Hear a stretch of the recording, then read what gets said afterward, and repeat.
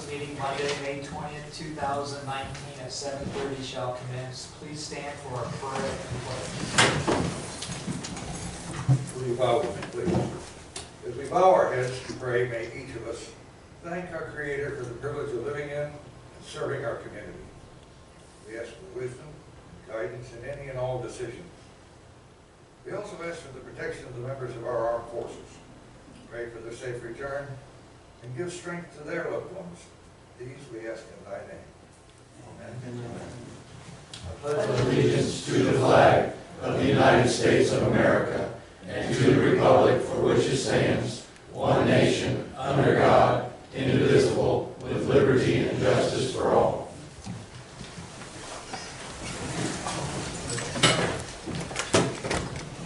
Do a roll call, please. Council Chair Mayor Patrick T. Riley. Here. Vice Chair Steve Ribbit. Here. Council members Grant Ball. Here. Brian Vale. Here. Dick Horn. Here. Danny White. Here. Town Administrator Matt Stick. Please excuse. Town Attorney Carl Bone. I'm here. Town Planner Todd Mowry. Here. And I'm the Town Clerk Treasurer Debbie Franklin. Thank you. Is there any additions, deletions, or changes to the agenda? I'll move on to approve the regular town council meeting minutes of May 6, 2019. I'll move to approve the minutes. I'll second Any discussion? All in favor? Aye. Motion carried 5-0. Move on to the attorney's report. Nothing to add, Mr. Mayor. Sheriff, they're out on Reed Street patrolling. Thank you very much. Checking the 2 stop signs. it. I'm going to Route 1. My shoes is over there. They're out there watching. All right, we'll move on to staff reports. Debbie. I don't have anything at this time. Thank you. One little thing, I haven't got articles from anybody except for the mayor. So if you whip something up, Mail voter for home. or both. That's all. All right, we have no public comments.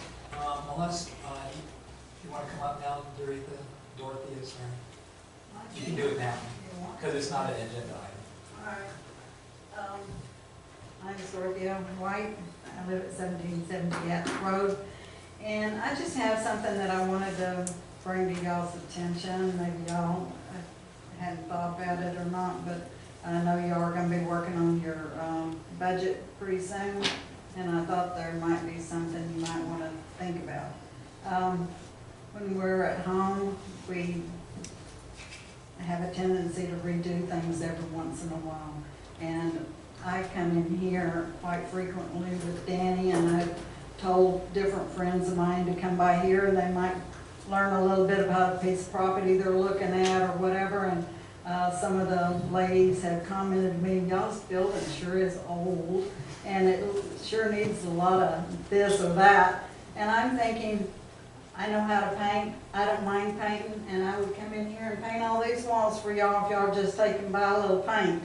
And I thought, Debbie told me that it's been over 25 years since the carpet's been replaced in here. And I thought those 2 things might be a big plus on our small town. I know we don't have the funding to take and do like Grant did, you know, or nothing else, but we can still be proud of our little place here. And I would just like to see it updated a little bit, and I don't mind doing some of the labor myself, like I said. But if you could just put it in your budget, maybe for a little bit of paint. And I actually got some bids on some carpet and gave them to Matt. And I don't know what he's decided. I know one of them he said was really a good deal. And so he said that, you know, it might be feasible that he could get that done, maybe if it was ever brought up. So I'm bringing it up, just to see if we possibly could. Thank you. May I comment to something she said?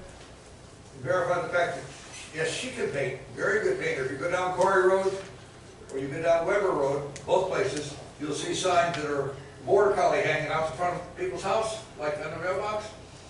She painted both of those, and they look just like border collies. So she's got artistic talent, so she could probably take the law out of the walls. Oh, I've actually had a commercial painting business.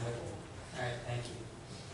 All right, we'll move on to our first public hearing, adopt budget amendment for fiscal year 2018-2019, budget ordinance 2019-05, second reading. Please read by title only.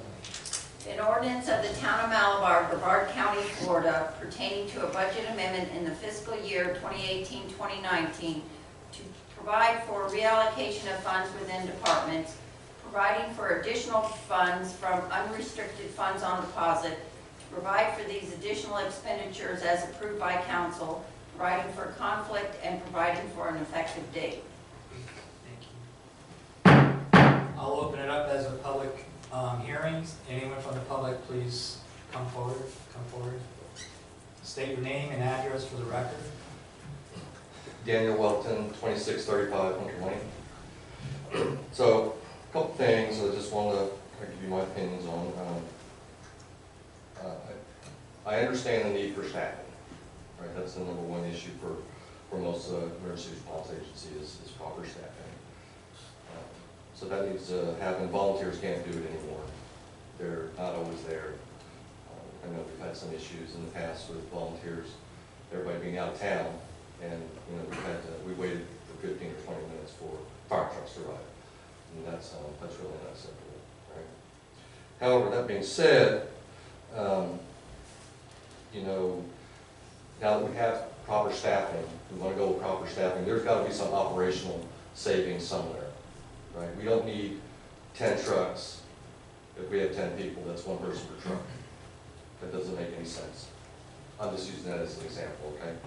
So it would be nice to see some operational savings, recurrent savings every year, maybe on repair and stuff like that. Get rid of a couple of trucks or older trucks, we don't need to do that. As far as comparison quotes from BCFR or Conway Fire Rescue, if they can come in within 75K of the number we're putting out there, we'd be foolish not to go with it, right? I mean, because if they're that close, there should be no comparison. But if they're significantly higher, we need to really consider keeping it at home. So operationally, Indiana Fire Department runs the same staffing right now, 2 men per shift with about 15 volunteers. Now their tax base is higher, right? They have a lot of commercial, but operationally it works for them. Every time there's a big emergency, they need more people, they call for mutual aid. They can't do it all by themselves. I don't think there's one department in this county that can do it all by themselves all the time. So there's been some arguments about basic life support versus advanced life support. There are some good studies out there by Harvard University about the mortality rate between the two. They're about the same. And in some cases, basic life support is more efficient than advanced life support. So, that being said, just in summary, I will support the fire department, the extra funding. However, I would like to see some operational savings somewhere, in the next coming years, and recurring savings, even if it's $10,000, $15,000 a year, right? That's a good faith effort. Thank you. All right, thank you.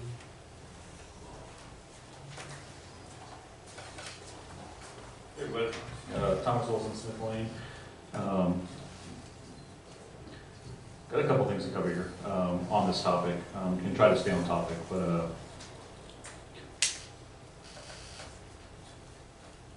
first thing I want to kind of mention to everybody is I've done the numbers.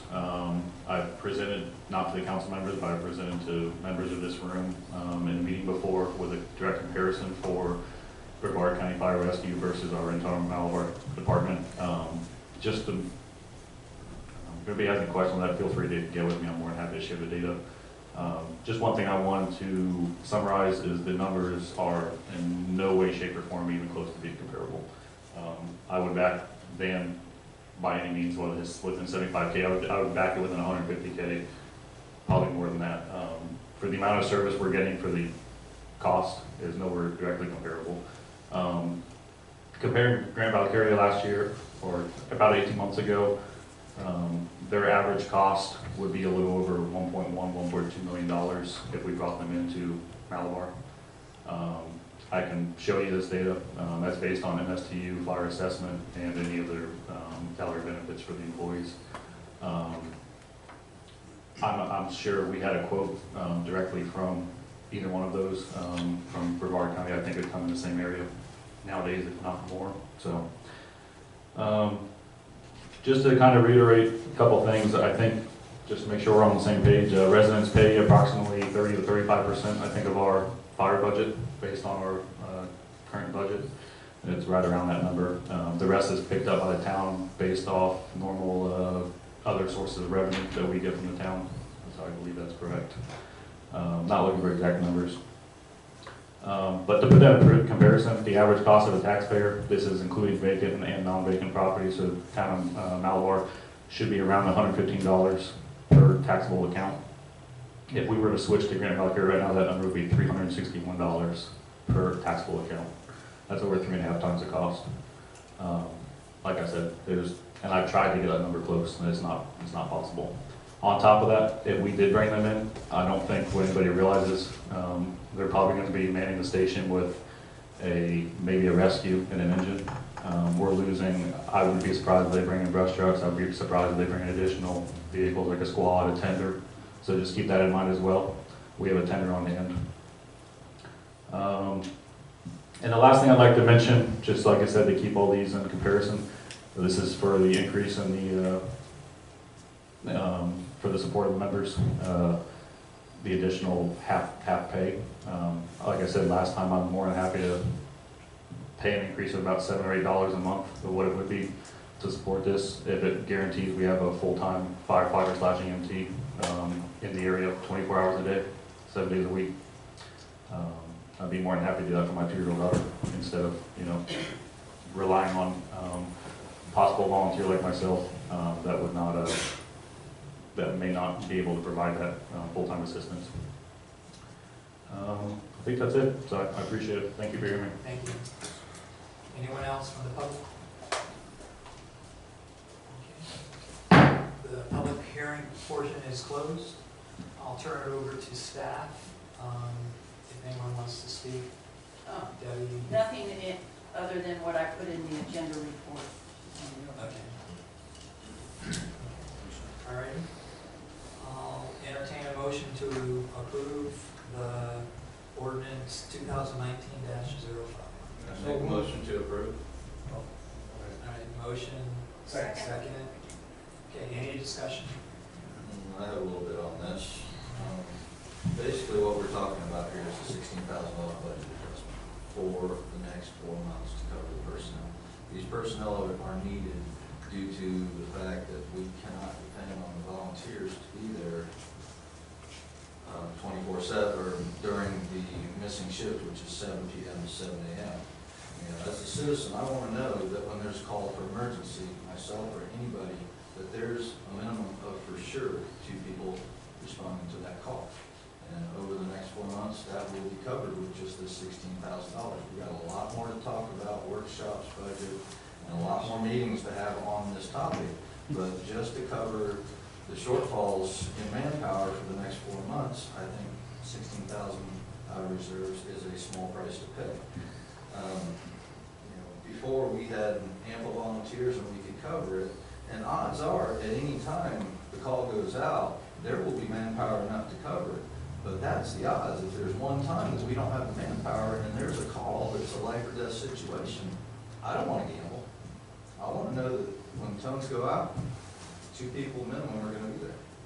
So that's why I'm supporting this. I have a lot more to say about it, but I don't want to get off on a tangent about, all the other different facets of next year, the budget, all of that. Right now, this $16,000 to fix the next 4 months, and we can talk about this all we want in the next 3 months to figure out what we're going to do. Steve? Yeah, the only thing I want to add to what Brian said is that I think Grant brought it up that we should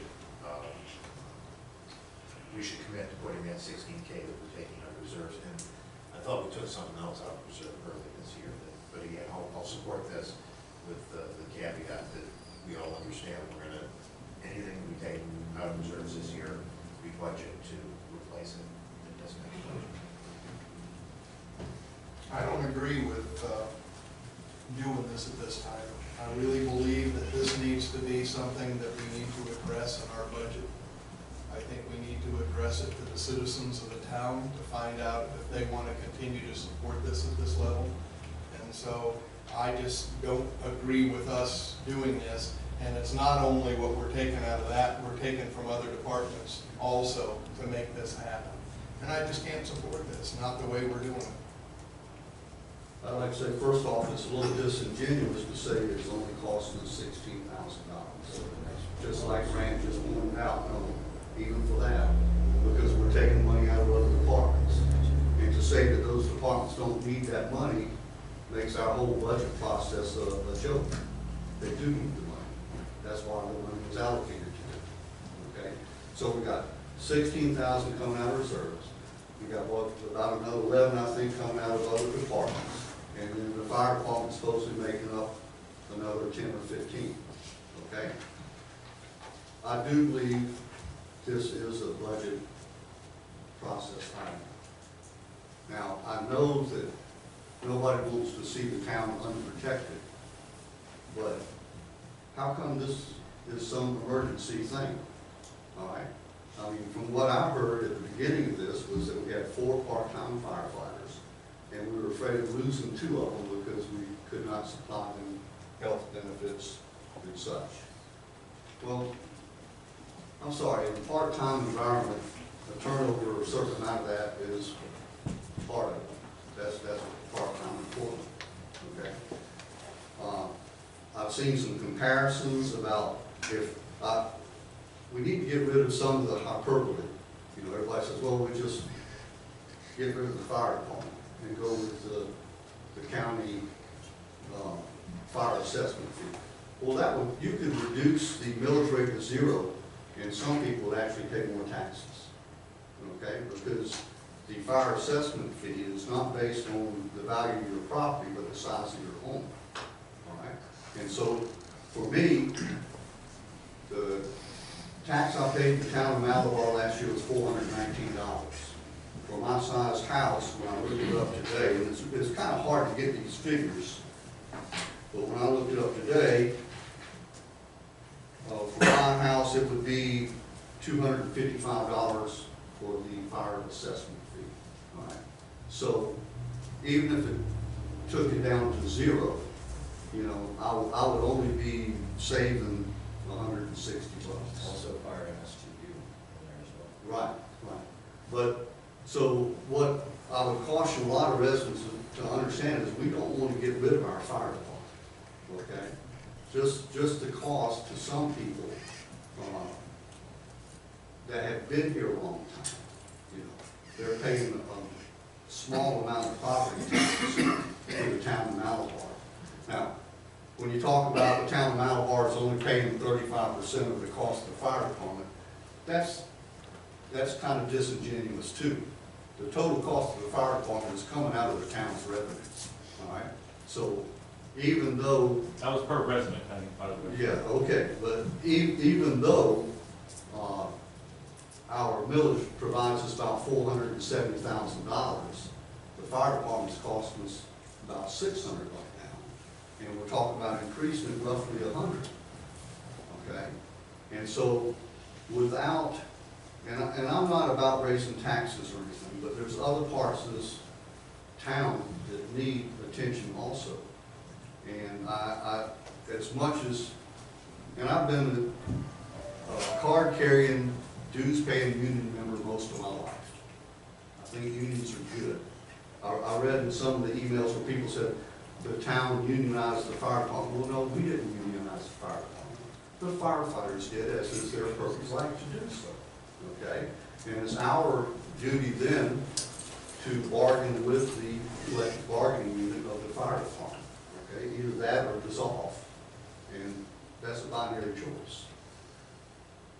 So I'd like the people in the town to understand, number one, our fire department and the union is a good thing. Number two, going to the Brevard County fire assessment is not a good thing, okay? But that doesn't mean that this should be decided in this manner. I really think we need to take it to the budget process, and even though it's not a matter of renegotiating our contract, because this is a staffing thing, it's not part of the contract. Okay. All right, okay. I would really like to see us ask the townspeople, what do you want for this town? Okay? And if all we're talking about is paying more tax for the fire department and disregarding the other needs of this town, I don't think that's a good idea. I'd like to put it to them and let them decide. Matt Stennett tells me that we need almost another $200,000 a year to put this town on a good footing with all the capital improvements that we're going to have to do in the near future. Now that's a big hit, okay? That's not a big deal. Well, No, Dick, he has the floor, you're next. Well, I was asking for the floor long before he was. Dick, we're going in order. Danny has the floor, you are next. I looked at it to increase our millage rate to provide just a couple $100,000 would probably bump my property tax from $419 to I think about $650. Okay, and although I'd be more than happy to do that, some people in this town might not. And so for that reason, I'd like to put it as a ballot item where we can try to make the case to the townspeople. And they can either go with it and we can go forward, or they'll say no, and we'll have to continue on as we are and hope for the best. But at no point do I want the fire department to take a bigger piece of the pie that is the town of Malabar's revenue than they currently do, percentage-wise. Okay? And so I will be no on this. Thank you. Dick, go ahead.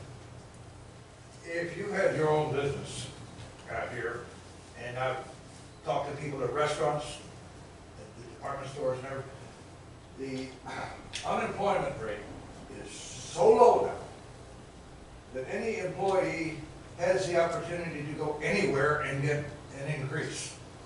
Now, we're not talking about the union. Union had nothing to do with this at all. What we're talking about are the benefits for the people who are working with our fire department and making them eligible for those benefits. Now, if we were to go to close down and go to Palm Bay, our 2%, 2.1 mil rate would quadruple. If we were to go to another department, a budget from our fire department would more than double. I've got those figures in writing, we all do, as a council. We're not here tonight for that. We're here to deal with, for the remainder of this fiscal year, an employment crisis, which is somewhat fostered by the very low unemployment rate. We want to keep qualified workers on those trucks when they answer a call. We've got drivers, called driver engineers, or whatever we call them.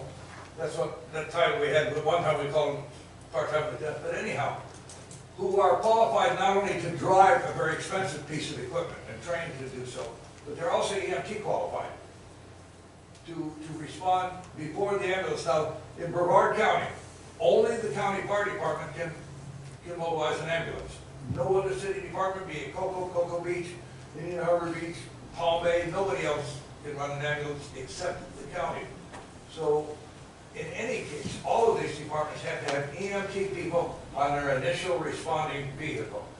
Now, I've also talked with others about the possibility of not taking the money, and, just taking it away from the reserves. The $16,000 we need is borrowing it from them and repaying it out of next year's budget.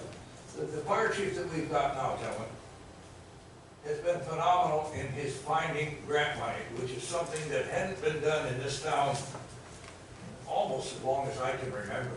They've been getting phenomenal grants. I know with 8 years or earlier, much earlier town administrator, who was hired because her resume said she was good on getting grants. And never got a one. That whole 8 years, we never had one grant come into this town.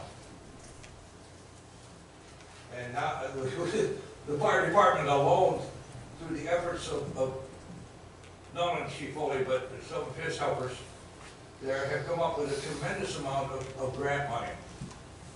And gifts from other neighboring departments. And they've all worked well. It's been phenomenal. And I think what we need to do is just maintain what we've got for the next 4 months. The budget process, July, August, September, is when this all will be decided exactly what we're going to do and how we're going to do it. All we're trying to do now is to get over the hump. That was my whole idea for bringing this up a few weeks ago. Anybody else? Well, I asked again, and we brought this up during the union negotiations when it was put to me that you don't want to give up anything that you have to because you're never going to get it back. I mean, that's a fact of life. So if we do this, how are we going to take this back and forth? I don't see that ever happening. Okay? So this is not a temporary fix. This is something that will be permanent. Okay? I did ask that question today, and that question was answered. In the event, devil's advocate, worst case scenario, that we hire these personnel full-time for 4 months, at the end of that 4 months, shift them back to part-time, other than it wouldn't be a very nice thing to do, there would be no repercussions from the union side. We would not look, it would not be a good thing to do that. I think there's a way that we can do this. I think there's. But to be honest, do you see yourself doing that? No, because I think we will work something out to where we can have the adequate manpower to provide public safety 24/7, no questions asked, through the course of the next 3 months, as I hope to with in my earlier statements. This is an issue. We have to resolve it. As a town, we have to provide public safety. That's first and foremost. And it's obvious, and we will do a lot more research on this topic, but it's obvious the quotes for service that we're looking at, we can far exceed that level of service for a far less amount of money. Why have we not considered changing the schedule to 24/48? That is part of the research that needs to be done again. over the See, next I 3 was months. told that there was fear that people just called in sick. Now, that's union retaliation. I did Now, not. we were thrown into an overtime situation that we. That is all things to be discussed, again, over the next 3 months. Tonight's question is, do we want to cover the next 4 months with the budget adjustment and the shifting of funds within the existing budget? That's the question. We need to have a lot more workshops on this and council meetings and whatever it takes to resolve this issue. This is a real issue. And if we're putting the residents at risk for not ensuring that we have adequate coverage. And you feel like you're impartial here, Yes, I do, because I am a citizen. but you do work with the fire. I do, and I am a citizen. Okay. My community and me being a citizen comes first. Anybody here who's protected by the fire department could be considered impartial. My father was a fireman, my brother was a policeman, his son is a captain on the Hollywood police force. It's a family thing, all but me. Don't let me point any hoses. But the point is, we have a responsibility to maintain the safety of the humans, the safety of the property, and the health and welfare of our people, along with maintaining the infrastructure. That's what justifies us even being an incorporated municipality. And we've done a good job with it. If you were to compare the figures with other departments, you would find that we've got one whale of a bargain with this fire department and their level of expertise and how well they're thought of, not only by the insurance industry, but by other departments. Okay, Grant? I believe it's a budget issue and we ought to put it off until we have budget time. And like he just said, there's a lot of things we need to look at. There's a lot of workshops we need to do. This is not the time to be doing it. Any other discussion? All right, Debbie will do a roll call vote. Councilmember Nay. Councilmember Vale, Aye. Councilmember Rivet, Aye. Councilmember Corn, Aye. Councilmember White, Nay. motion carried 3-2. Thank you. All right, we'll move on to adopt the comprehensive plan amendment, 2008-01 ER, ordinance 2018-06. Please read by title only. An ordinance of the Town of Malabar, Brevard County, Florida, adopting the comprehensive plan large-scale amendment number 2018-01 text and map pertaining to the future land use, transportation, public facilities, and coastal management elements, providing for incorporation into the comprehensive plan, providing for conflict, and providing for an effective date. I'll open up the public hearing. Anyone from the public wishing to speak on this item? Okay, I'll close the public hearing, and I'll turn it over to staff. Go talk to it first. Thank you, Mr. Mayor. We provided a letter for you that provides for the amendments that we're doing. You may recall the state provided back some comments to us. We call those ORC comments. It's their objections, their response comments. And we had the opportunity to respond to those comments and to give them the remaining item that really was the only objection made, which was the coastal management section. There are various sections in your comprehensive plan. That little section we updated, and we provided some objectives, some goals, some policies for you to look at. These are based off of what the state asked for. We kept things at as small a minimum as possible because you already had an ordinance in place that you held a public hearing on, and so we're able to do what they call tweaking. So we did some tweaking, and that allows you to be able to make just some slight modifications, some slight corrections without having to re-advertise. That's what you have in place. We also have the future land use map that also identifies the most recent discussions that you had on some of those parcels changing to 1,320 feet width of some of those lots there along Malabar Road and others. So those are all reflected in this future land use map, so it's all set. We also have a planning horizon of 2030, so it's a 10-year period from, we're taking the 2020 to 2030 time frame. So we're just over a 10-year period, which is what the state would like to see. So there's your map. You have these items in place. There's really nothing at all here except for what we call very generic language that the state has to put in place. Thank you. I'll turn it over to Debbie. I don't really have anything to add. The bulk of your packet is the same material that you saw in October when we transmitted to the state. All I did was cleaned it up because I have to send clean copies to the state. So the underlines and the line throughs were taken out of this. The information that the planner provided was kept with underlines, the new language. And as he said, it was only the coastal management element.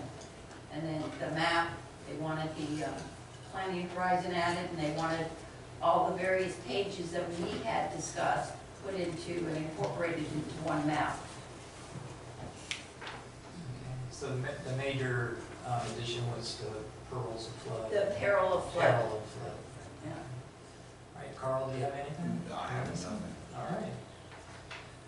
I'll entertain a motion for the approval of ordinance 2018-06. I'll make the motion to approve. I'll second. I'll turn it over to discussion. Okay, that's kind of what I was thinking. All right, I'm gonna jump back on my soapbox here. The point down by, and I keep throwing this out there, I have for many years, the,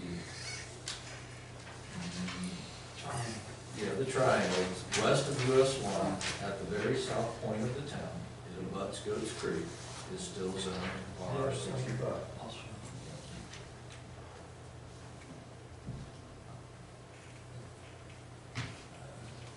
Right there. That little That orange, little tiny orange. and it abuts the west side of US 1 and goes right to Goats Creek, and I think that would make a great RLC. It would make a canoe launch, bait store, something of that nature. It's right on one, it's right by the Goats Creek, it would be Berkeley, ecotourism, whatever. It would be an outdoor shop, something like that. So I think it would, RLC would cover that.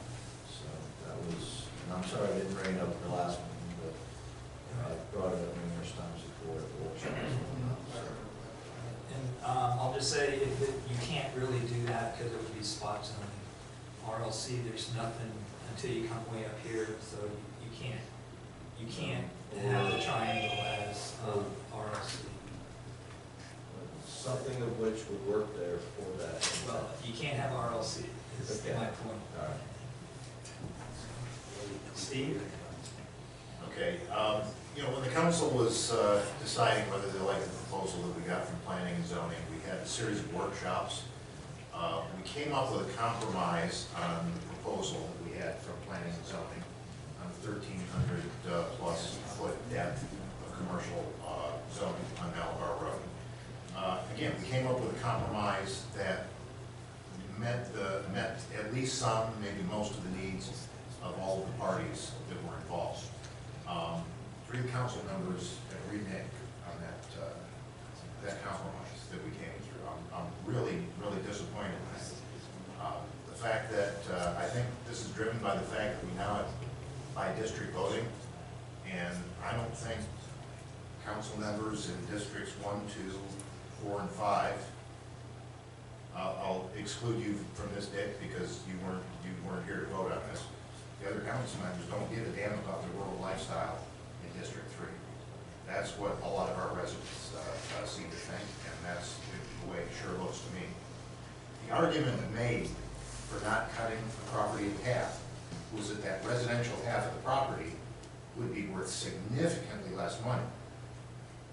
That was one of the main arguments that was made. I heard Mrs. Hirsch make that argument.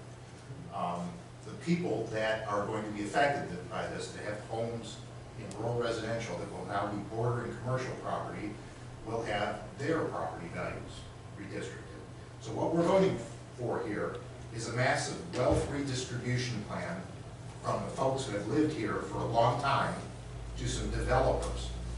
Many of whom are not even Malabar residents. Okay, so we're going to take wealth from the people that have lived in Malabar in their rural environment. We're going to transfer it to developers in California, among others. I think there's no excuse for that. It's absolutely unforgivable. We've had people say that it's going to be a financial hardship to split the zoning of the property. I'm willing to keep it all RR65. No change. If they want the same zoning, that's fine. Okay, but what we've elected to do is take wealth from the residents of this town and give it to the developers. And if any of us truly believe in maintaining a rural lifestyle in this town, they cannot vote for this future land use plan. The only thing I want to say is I hope you're not placing your vote on 3 lots for the whole town, for the goodness of the town. Because all you're talking about is 3 lots that came. I understand that. Okay, that's all I just want to say. I understand. Grant? I think we worked long and hard on this, and I thought until this discussion that we had this pretty nailed down, and I didn't even think much about this. I thought this was going to be a all-aye vote, and it was going to be a done deal. So that's the way I'm seeing it as, and I thought we pretty much discussed those when Mrs. Hirsch was here, and discussed why should someone's property be divided in the middle if they don't want it divided in the middle.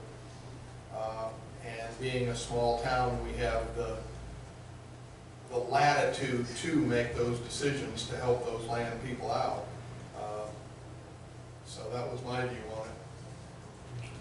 Can I respond to that Sure. briefly? It was very clear from the discussion that we did not reach an agreement in that meeting. That's why I voted nay in the previous discussion. Danny? Well, I think No, I'm going to go in order. Oh, okay, all right. Well, I would just like to bring up something here. Again, heard somebody say it's a shame it only takes 3 votes to kill a good argument, well, it only takes 3 votes to kill a bad one too. It just depends on what side of the argument you're on, whether you see it as good or bad. And what you said, Steve, was lucid and well said, but I disagree with almost every bit of it. Okay? I think that what we did was decide to keep this all as one, and now we have to go forward.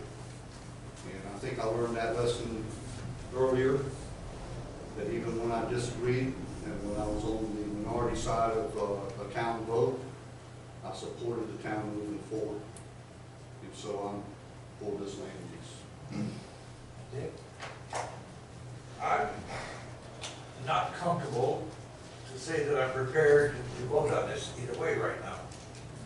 The reason for that has been, over the years, there's been an understanding that the first 650 feet to the south of Malabar Road would be commercial, and the rest would be RR65. That was an understanding among the folks when I moved here 30-some years ago. Now, without knowing that there are places like Ms. Hirsch's property, which is, what, 1,350 feet deep? 1320. Now, if we were to divide theirs, I would agree, and I understand Councilman Rivet's concern for the people that abut that property in the back. If we were to divide, and say to Ms. Hirsch, or others like her, I use her as an example because she's the only name of property owners that I know in that area. If we were to say the first 650 feet of her property could be zoned ROC or something comparable, and the back would be R65, we're going to have to provide road access to that back half. Otherwise, it's going to be an isolated piece of property that is worthless to anybody if they don't have any access for it. So right now, because it's all zoned the same, you can go in off of Malabar Road through her property or anybody else's in the same situation and get anywhere on that property.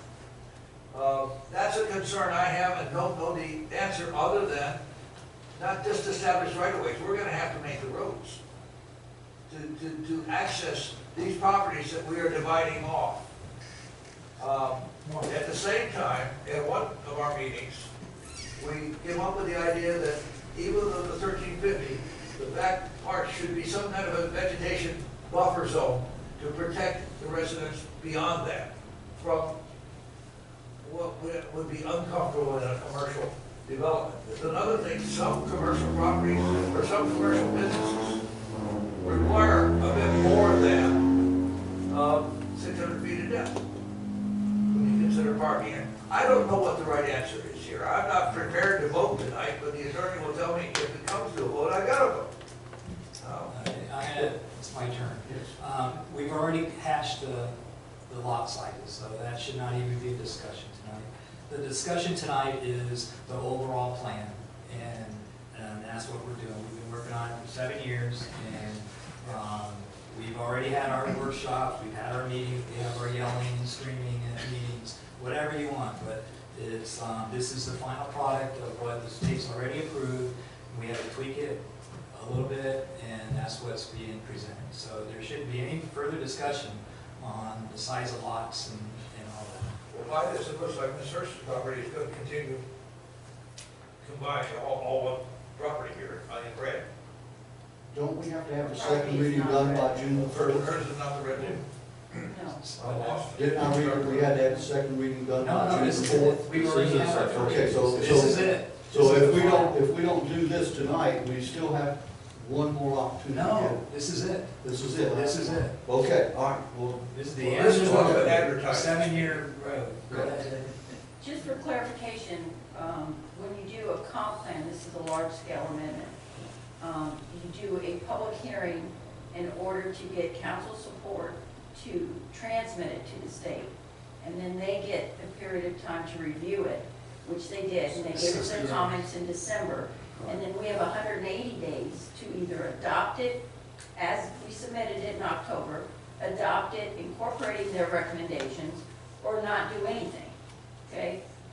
If we not do anything, then we just threw away the last 7 years and we start over. We're still not compliant with the state, So we still can't entertain, accept, or discuss any land use or zoning change because we are not in compliance with the state. So our 180 days, as Todd had mentioned in his memo, runs out on June 2nd. So, Yeah, I'll just read you June 4th bit there. and for clarification, Dick, this was an agenda item for action at the last meeting to discuss these 6 parcels. Council voted to make them 1,320 feet. By Which is- by the way, that's why it was not, my objections were not brought up until the last meeting.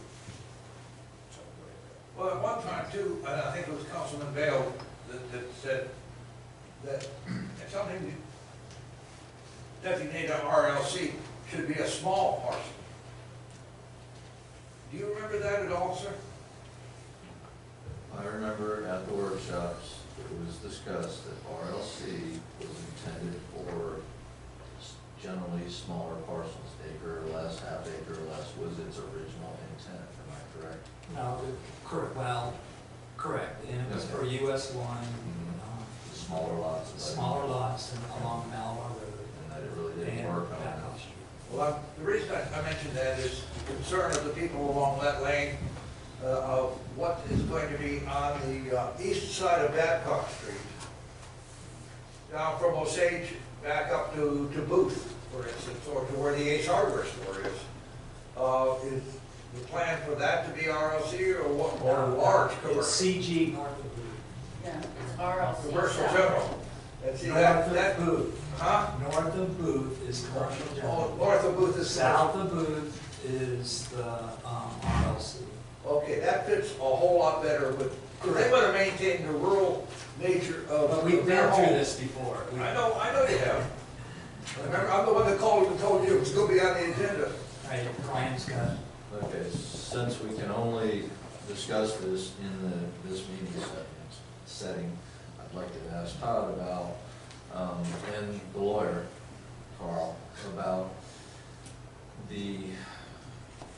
either a developer's agreement and or an overlay for an increased buffer for the 1320s that would affect the RR65.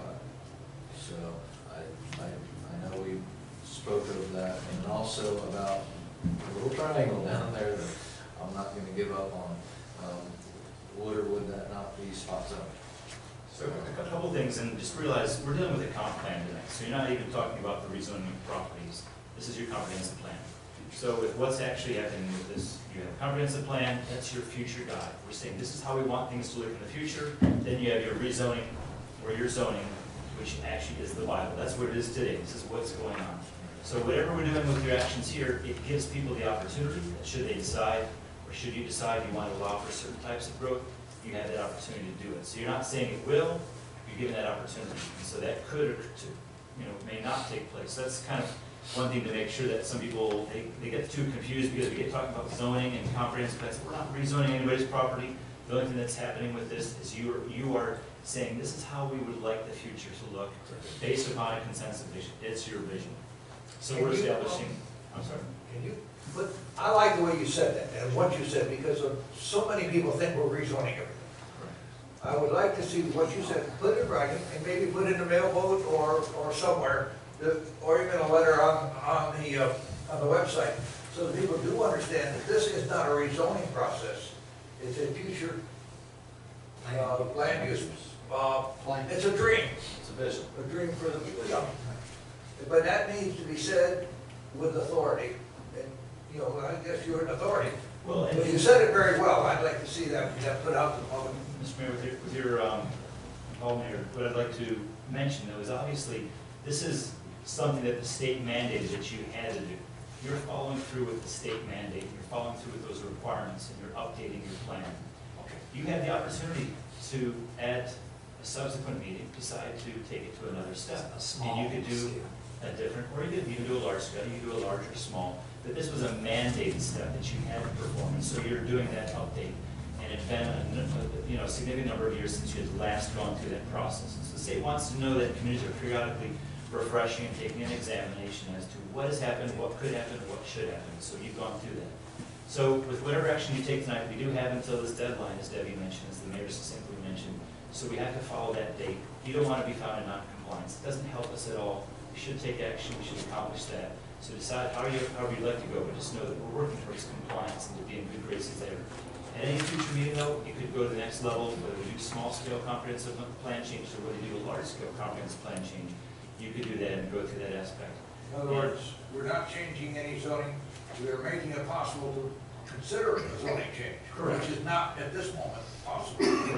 And as your attorney would really acknowledge, when you provide for a plan, it doesn't mean that you have to change that zoning. Because many times you'll actually find somebody will propose something that appears to be in line with that. It becomes more of a challenge, and he's going to have to really tighten the screws down in terms of looking at how to defend it if you go against what your vision says. But even that, having a vision in place doesn't mandate the state that you have to go that particular direction. When it comes to looking at this little triangle piece, if I'm being pushed on it, I would look at significant features around a piece of property to decide whether or not it's spot zoning. If it's directly adjacent to residential, you begin to look at those questions. This piece of property, in reality, it's down at the bottom of the municipal boundaries. It's bounded by a railroad track on one side, you have water on one side, you have US 1 on the other side. So I think the case could be made either way, that you could go in either direction. But it would have to really be a community decision. From a decision for tonight, we really don't have the time because it's already been advertised, we've moved forward in that direction. So I think you really should hold true to with the map and what it shows at this point. Because as in any good process, you want good government. Good government provides for an opportunity for people to read, to examine, and to take that time to look at whether or not they agree with your decision prior to taking that action. So I think good government would say, let's take that time to adequately give people an opportunity to see what we're looking to do and then take that action, rather than just quickly try to push something, even if it makes sense on a given night. So I would defer to the mayor's direction in that area, but I think you would really want to take action with what you've been shown here, based upon your most recent meeting where you did a slight modification to a couple of those lots. That's been reflected in this map. So you have a map that you present to the state, and you have the policy changes that are included in your packet. That collectively together is moving forward. Steve? Yeah, first I'd like to address a couple of points. Yeah, this is not a zoning change. We understand this. This is setting the direction that we expect zoning to go. It's a big push in that direction. We have the landowners that we've discussed, that are itching to get commercial property. It's not going to be very long before they request zoning changes, okay? So to say, oh, this is something that may happen sometime eventually in the future, that's not a very good argument. We know which way this is going. That's why the people, people were here pushing for it. A lot of money to be made, and people are not going to sit around when that's the case. The other, what's the other point here? Oh, a minor change, that lot size. That was a minor change. It was not a minor change to people that are adjacent to that. People that live there, that's their home. Having commercial property next door to them, when they bought property, they probably did the research. They made sure that there was no commercial property next to them. We're going to change that. Okay?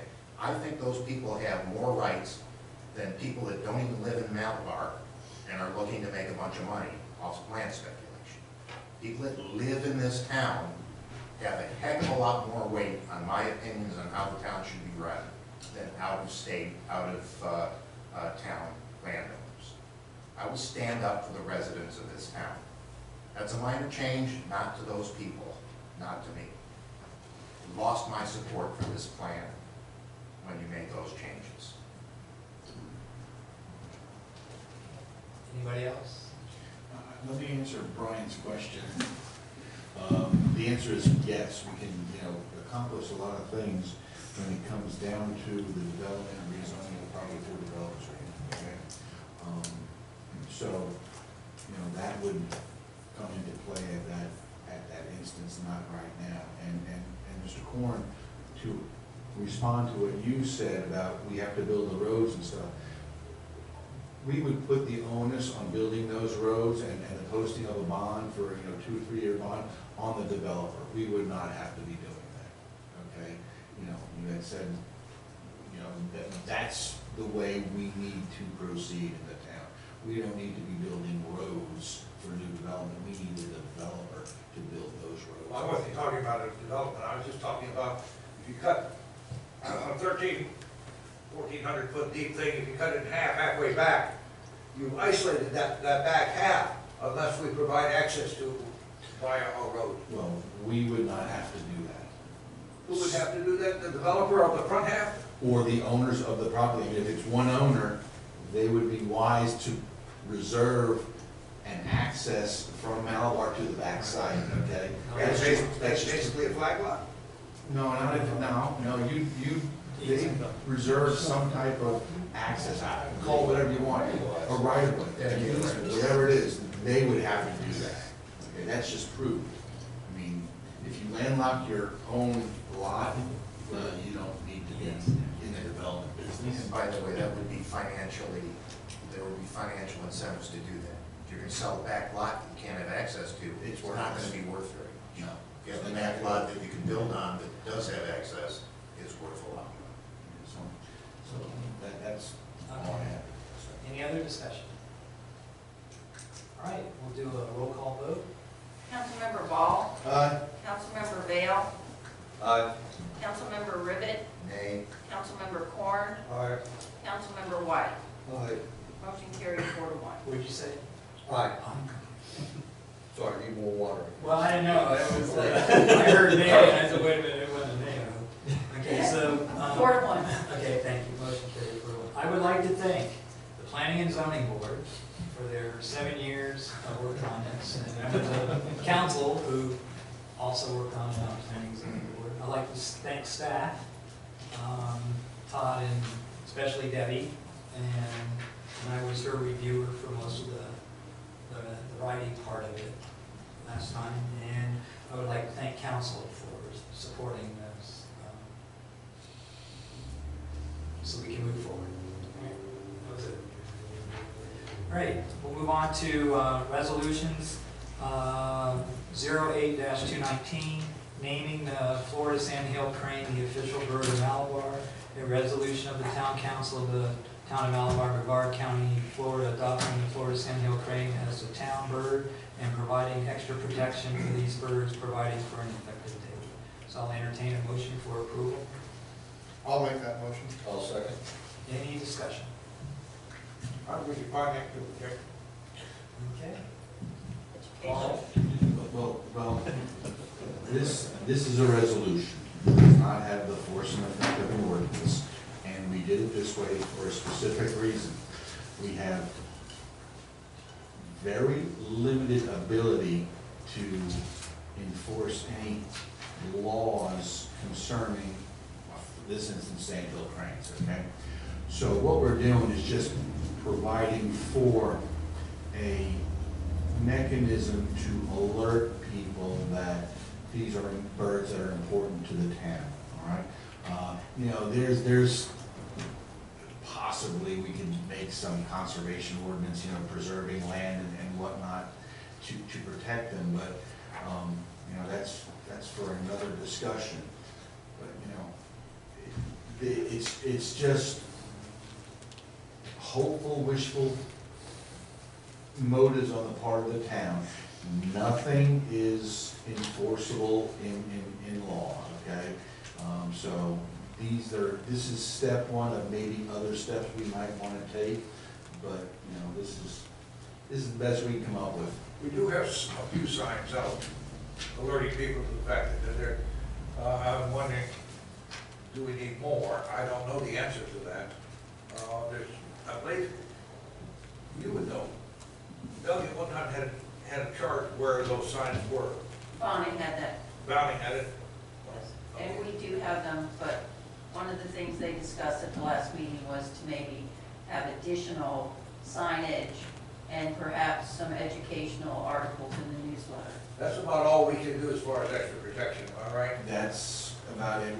Again, We feed them, they love whole peanuts. well, you gotta be careful about that, because you're not supposed to go feeding. That's a violation of federal law. That's a violation of federal law. She puts the peanuts out for the other birds, not for them. Yeah, okay. That's a That's good. That's not what I'm saying. No, but I'm saying that they come in stealing from the smaller birds. Okay, Danny? Yeah, Lloyd was here last meeting and brought all this up, and he did a wonderful job. I went home that night, it was a late meeting. Got home, I don't usually watch the late news, and he actually had it on Channel 6. Channel 6. Yeah, it was pretty cool. But, and I read one email from a lady who talked about, please don't make it a fine, because, you know, some people, we can't. And nor should we, because short of my wife's idea of maybe putting one of those orange vests on each one of them, you know, I'm coming up with those birds all the time. And I obey our speed limits, and Dorothea said, whoa, watch out, they're right there. And you can get right up on the notch. There was one on the sidewalk in front of the range at about 12:30 today. So anyway, we pretty much agreed that the emphasis would be on education.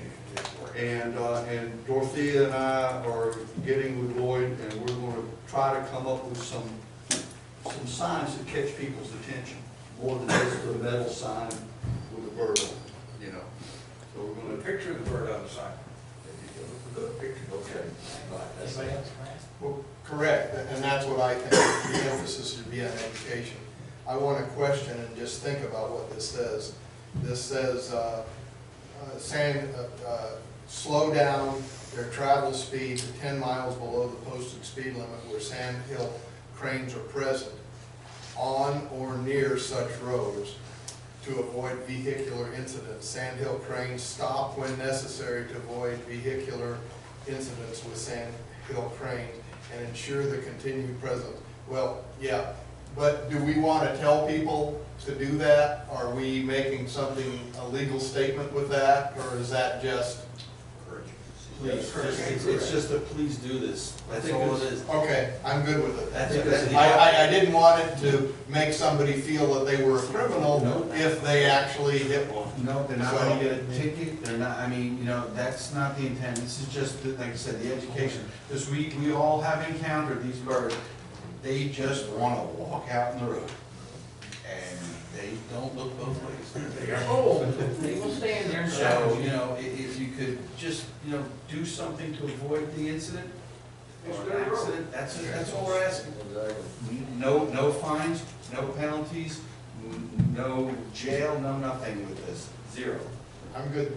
I was one Any brought other it up, so. discussion? Any other discussion? Just make people aware that they're prominent in our town. I think that paragraph's just an articulation of what we all do anyway. Yeah. Yes. It's From my own officiating. experience, that's my own experience. It's officiating, it basically. All right, we'll do a roll call vote. Councilmember Ball, Aye. Councilmember Vale, Aye. Councilmember Rivet, Aye. Councilmember Corn, Councilmember White. Aye. Motion carried 5-0. Thank you. Mr. Mayor, who made the second on that motion? I think Brian did. I Who said, made, yeah, you made the motion. Brian. Brian. Oh, somebody- Brad made the I made the motion. Grant? Yeah. Made it, I seconded it. Brian, All right, Brian was involved you in guys, that. you thanks, okay. I didn't know. Thanks for I didn't know. All right, we have no public comments, so we're gonna move on. We have no public comments, so we're gonna move on to reports and Debbie. Yeah, I just wanted to speak to what we've been talking about increasing the millage. And the special law that was passed in 1974 that only affects municipalities and only affects those municipalities in Brevard County. And it restricts the amount of ad valorem revenue to no more than 10% of whatever was received the prior year. So we get a $470,000 ad valorem, we can't increase it more than $47,000. And in order to get around that, you have to put the question to the voters, which is what you all discussed at the last meeting about putting that question. The problem that Carl and I ran into is the way the special law is worded, you're supposed to go ahead and approve the budget with the increased revenue and submit that to the taxing authorities, then ask the residents, the voters. And if they don't agree, then you have to go back into budget workshops. Well, I've checked with the elections office and I've checked with the tax collector, and they will not. They have one tax bill that they prepare, and there's a timeline that's set out by the state, and within 45 days, start to finish, it's a done deal. So what staff is going to propose is that we put this referendum question to the voters now for an increased millage, and along with the education of what this increased millage would allow us to set aside for road paving, the other capital improvement projects that we had.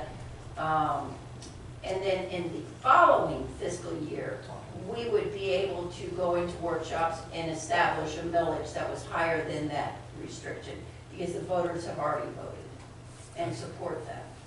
Okay, so then For this budget This year. period that we're going into for 2019, 2020, will still comply with the special law. So even if we increase it 10%, we're only talking about $50,000 difference. Now, there's other ways to go around it, which other cities do. They have voted debt, they have bond referendum. Those repayments don't affect your millage, your operational millage.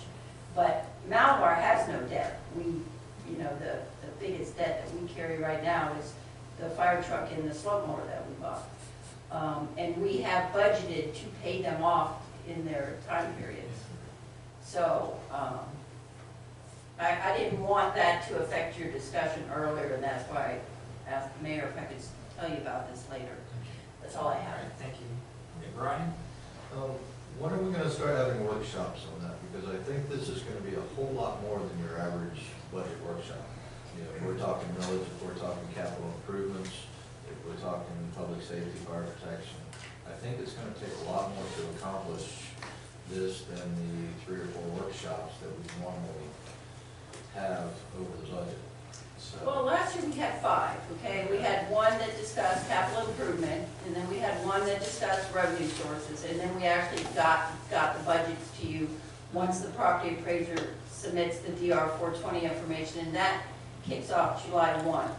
With Matt being out of town until the end of this month, we're proposing to start the budget workshop process in June. June And 1st. I've given everybody a tentative schedule of the meetings, and we'll probably firm those up on June 3rd. Because we also want to do the road workshop. Yeah, because, I see a lot, and I also asked Debbie for some numbers. How much have we put in reserve over the last 10 years? Not windfalls. I forgot. Windfalls, that's a kind of a one-time thing. How much are we putting in the cookie jar? That would be food for the workshop as well. As far as the paving costs, what's it gonna cost us to pave per mile, per type of road, collector road, so on and so forth. These are numbers we need for the workshop. So we need to be good stewards of the town and make sure that we don't let something fall apart on our watch. Steve?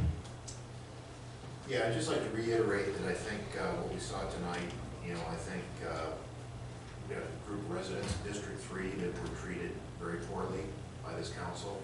I think this is a direct result of the fact that we've gone to by-district elections. Apparently, a lot of council members don't feel any loyalty to residents outside their districts.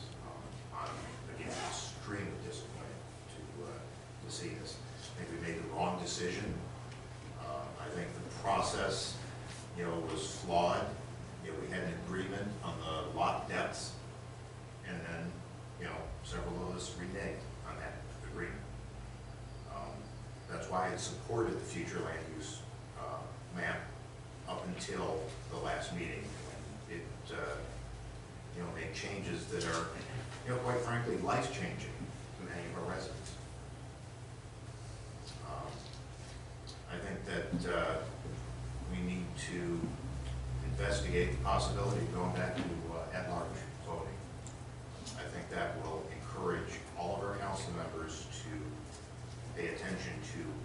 all of the residents of Malabar, because when we become balkanized, things like this happen. Great. Well, I'm gonna go back to Brian Vale. The budget process, I think we need to get in it hot and heavy, and Mondays are my days to be here if that's all, and I think we need to pay a lot of attention to that. This past year, we said we were gonna deal with drainage, mainly in the town. I think we've made a good attempt at working on that. The roads, the ditches look good, everything looks nice. We've got a new fire truck, we've got some new equipment. I think now it's time to move on. And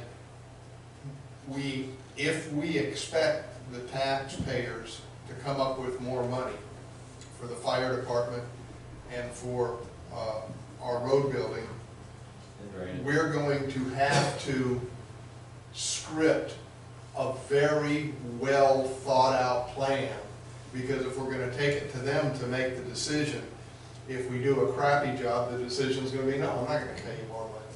But if we do a good job of asking, what do you want from our fire department, what do you want from our town? And I can see it almost, I may be wrong on this, but I can almost see there being two amendments. In other words, if you want this, vote yes on this vote. If you want this, vote yes. You know, so you're either gonna get this that we laid out for this price, kind of like a menu at a restaurant. You know, you can have the fish and chips for $11.95, but if you'd really like to have a steak, it's gonna cost you $16. That's what we're gonna be having to sell if we're gonna do this. That's all I got. Danny? The restaurant that I ate at in South Pottery once called Cheap Eddie's. Great restaurant. But he had a sign on the door that if you want it fast and cheap, it won't be good. Yeah. If you want it fast and good, it won't be cheap. What's your choice? You know? And so I like what you're getting at there, Grant.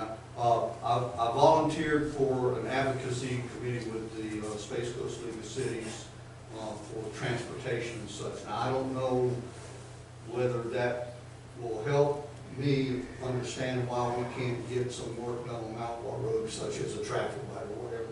I'm kind of naive about what this will actually entail, but I'm going to be doing that. So anyway, and Dorothy and we worked on some signs for the Sand Hill Cranes. I guess I may be too idealistic to get reelected here, but I can tell you, Steve, that my decisions have nothing to do with whether somebody might vote for me or not. Okay? So just because I'm voted on by the residents of District 5 does not mean that I care nothing for what happens in the rest of this town. And I would be more than happy to go back to the at-large voting. It's kind of ironic that I understand the person that advocated this by district was my opponent in the last election. So it just made it easier for me to knock on doors, because even though it's a small town, that's still a whole lot of doors for somebody that's not well known. So trust me, I just do what I think is right. And I will take, I'll object to being insinuated or just outright saying that, that I would vote it differently if I had to worry about those people's vote. That's it. I have two items that are very important to me, but I want to respond a little bit to what's already been said. Steve, when you're talking about District 3, you're talking about the people who would back up to that property. Those are the people in District 3 that are your predominant concern. This is why I've said we've got to provide their rural lifestyle, their rural environment, but access to that. You know, and I'm real uncomfortable with cutting a person's property in half by zoning, but we're not doing that. We're doing a future land use thing is what we passed. So we still got to work on your concerns, which I understand. I think I understand quite well. And I think they're good concerns. I would have the same concerns if I was in your shoes or I lived over that way. The other thing is now on the budget, the vote to increase the millage rate. You know, if we were to double, to go from 2.1 to 4.6 or something on the ballot, I don't know what we're proposing. We don't have to spend that money. Even if it comes in through ad valorem taxes in a year from now, that's what the reserves are for. We don't, just because the money's coming, we don't have to spend it, it can be available. But we've got to remember that we have a responsibility as a municipality to provide for the health, the welfare, the safety of both the people and the property, and for the infrastructure. If the budget that we've got now, and the amount of money that comes in through ad valorem, is not anywhere near adequate to do what we should be doing as a municipality and to justify it. Now, if we were to not be a municipality, if we were part of the county or part of Palm Bay, that 2.1, what is it? I'm gonna guess, I don't know exactly what Palm Bay's millage rate is, but I gotta say it's gotta be close to 8. No, it's over 8. Over 8. 8.5. That's 4 times what our people are paying here. And they've got a bargain in this town. Not only with the fire department, but with the entire administration of the town. Now, those are comments on what's already been said. Now, I went down Axe Road yesterday to check, because along the north edge of Axe Road, the ditches are not being cleaned or mowed or anything else, because of a bunch of AT&T wires that are down low. Now, I've gotten the wires are out of the water. They're up, tied up, down there, particularly around Cason, between Cason and Walker. But they still can't get their equipment in because the wires are down there. I understand from staff that AT&T has been asked a couple of times to come and fix their wiring and to straighten up their mess they got out there, because it's all over the place, along that stretch of road. So I would say, I would like to make a motion that the town council concurs that to ask AT&T to put some priority in and hang the wires back up where they belong along Axe Road. They got a mess up there. You can call I don't know exactly how to word that. I believe staff already has some projections. They've been calling them and not getting any response, so we need it to come from the council, not just a staff member. Won't the slow mower fix that? You can't do that. out there. Accidentally cut them. I've got the wires out of the water. Anything else in your report? Well, but can we make a statement as a council to do that, to direct the staff to insist that AT&T clean up their mess out there, or we'll just cut them all down? I got work. I already. We're just cleaning I up. would have done it a long time. I mean, the staff needs the support of the council to insist that AT&T take care of the I problem. hear no emotions. All right, anything else to report? Yeah, the other thing is, while I was out there was a citizen working on Cason Lane with a tractor, with a big scoop on the back, on the front, and a blade on the back, and he was trying to resurface Cason Lane. I understand from a couple of other people in town and from one of the public works directors, is at least 5 roads that the residents are maintaining the roads themselves. Now, are they making less work for public works, or are they making more work by doing it wrong? Now, we need to have some sort of a policy about, can you take your own tractor out on the road? I know, Brian, you've done it on Smith Lane before it all turned black, but. Don't ask, don't tell. Yeah, but we don't need citizens out there scraping up our roads, because we don't know whether they know what they're doing, we don't know if they're doing it right, or if they're helping public works, or if they're making more work for them. Good question for Tom. Because it is not their property, it's the property of the town of Malabar. Great. So I would say that we should ask staff to come up, or public works to come up with some kind of a policy that we would put into effect by action of this council. go through Matt. Tom will be at the next council meeting. No, I don't want that council meeting. Talk to Matt about it when he gets back. Okay? Brian? Just, since this, again, is the only forum we have to speak, as far as the voting by district, I don't think anybody up here votes solely for the well-being of their district. Before it was at large, and I still think we have an at-large mentality on this council. So I strongly agree with that, and I think voting by district puts the people of your area and the type of people of your area, because we have multiple types of neighborhoods and whatnot, and it's really the same result. I don't think it's affecting the way this council does business, no matter how you get elected. So I just wanted to clarify that. And then on the, and again, this is kind of workshop stuff, but on the potential tax and millage increase, you know, for the funds, you know, my intent is set aside funds. You know, this is not going into the general fund, these are going into specific accounts for specific tasks. It's not that we're, you know, living large, collecting more money. These are specific tasks to be accomplished with set amounts of money determined by council. And if we can't convince our listeners that, it won't pass. So that's, anyway, and then that's kind of workshop stuff. Just throwing it out there. Don't spend I'm it anxious if to you get- got it, spend it. I'm where it's anxious to get necessary. working on these different, many different topics we have. Thank you. All right, last Friday I went to the mayor's breakfast over at Crown Plaza and wrote up a little report for the mail vote, which leads to me to say that if you want to put something in the mail vote, we need to get it to Debbie this week.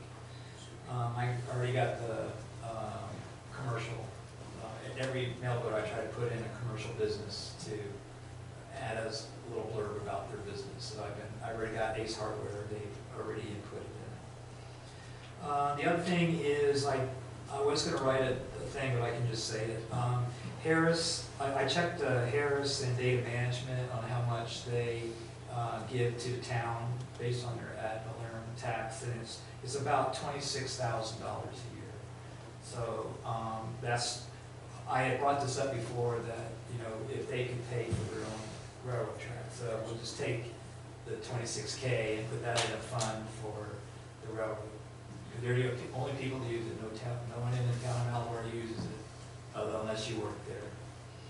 So, that's all I got. Excuse me, so that 26K per year, that essentially just pays for that railroad. Right. That's, Well, no, every 7 years. 7 years. okay. But if you add it, it's 150.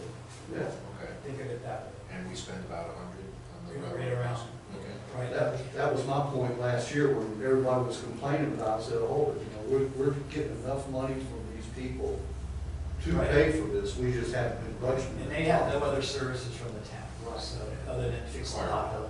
Yes. Fire protection. Well, Fire protection, they yes. have their own, they have sprinklers Yeah. for something to happen. Right.